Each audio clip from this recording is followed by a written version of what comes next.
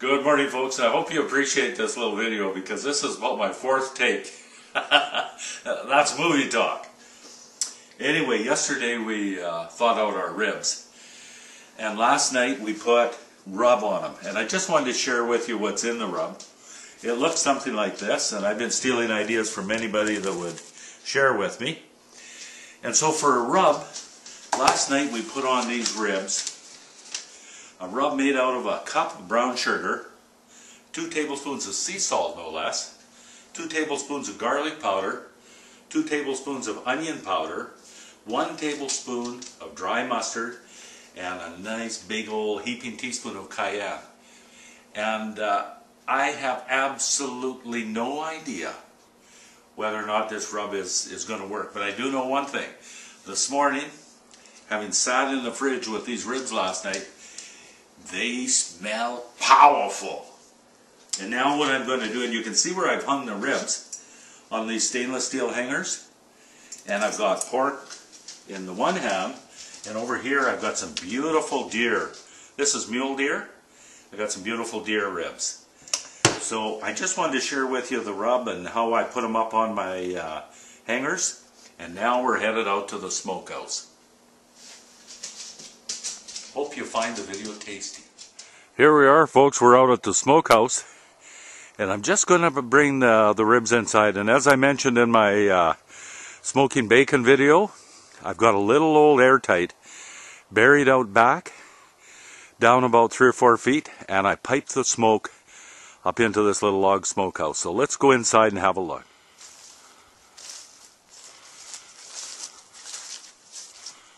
Now there we have it. What I've done, because I don't want to smoke in the whole building, I want to just confine the smoke a little bit.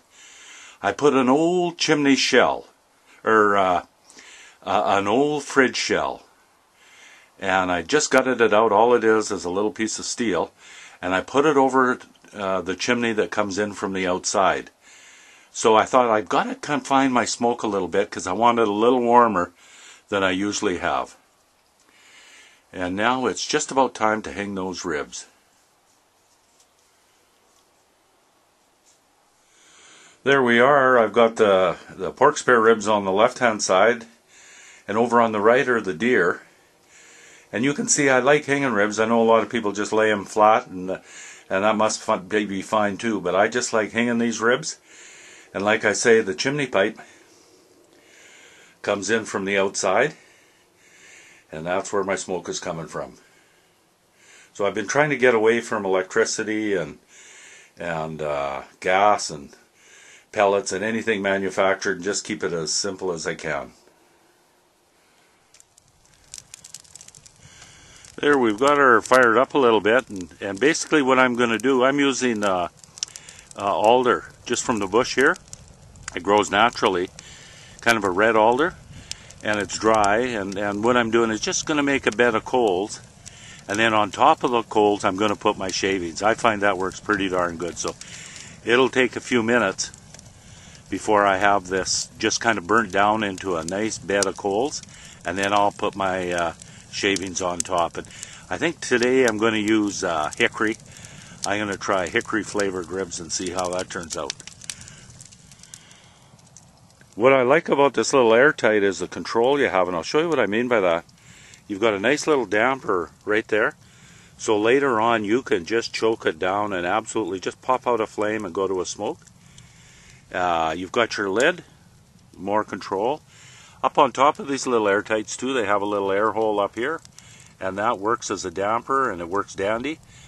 And then I also put in a damper right in my chimney pipe as it goes in. So I have a lot of control when I want to kind of snuff out a flame and go to more smoke, or if my fire's starting to gut out a little bit, I can give it a little more air and just bring it back to life and kind of give a restart to the whole process. You can see, even though this process is just starting, boy, that's a kind of a serious smoke maker, no question. And I put a temperature gauge, a little oven thermometer, up inside, just to kind of keep a read, and every once in a while peek in and see how warm I'm getting.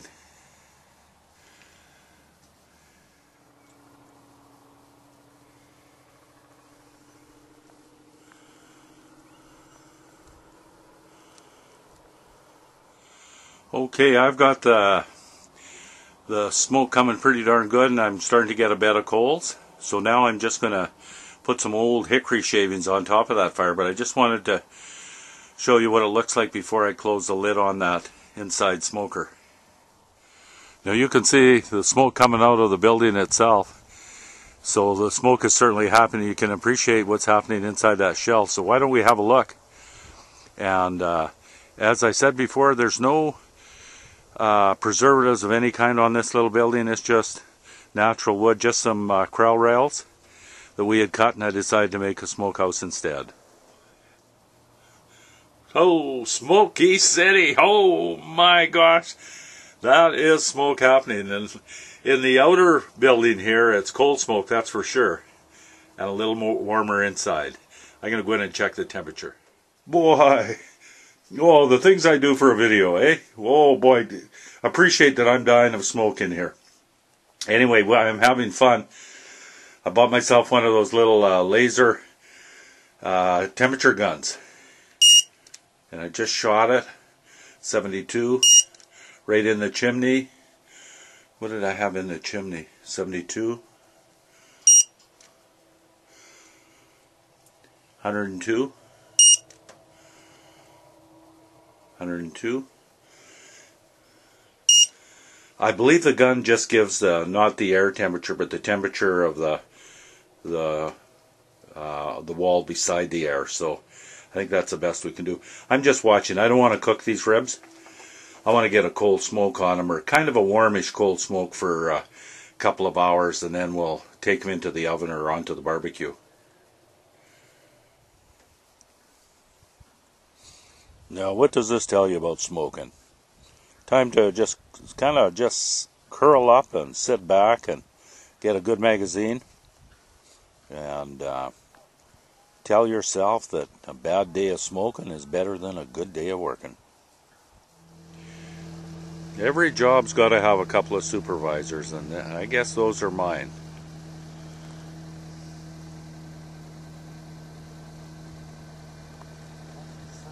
Mulligan, Mulligan stew, and Old Digger.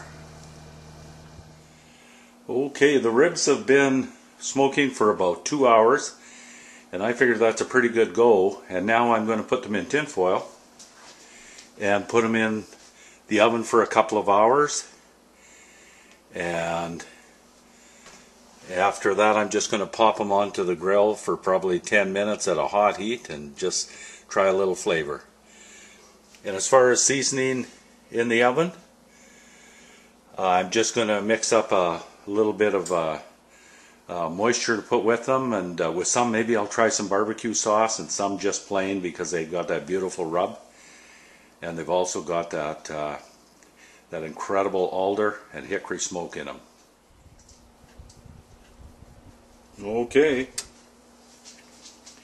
there we go. We've got all the ribs on board, and I'm going to try them for 2 hours at about 300 degrees, and then I'm going to wrap it up with a shot on the grill. Alright, this is the last shot, folks, and like I say, these two were just done with very, very little seasoning because they've had so much.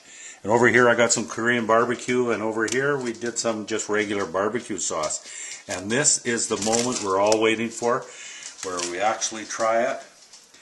And this is touchdown.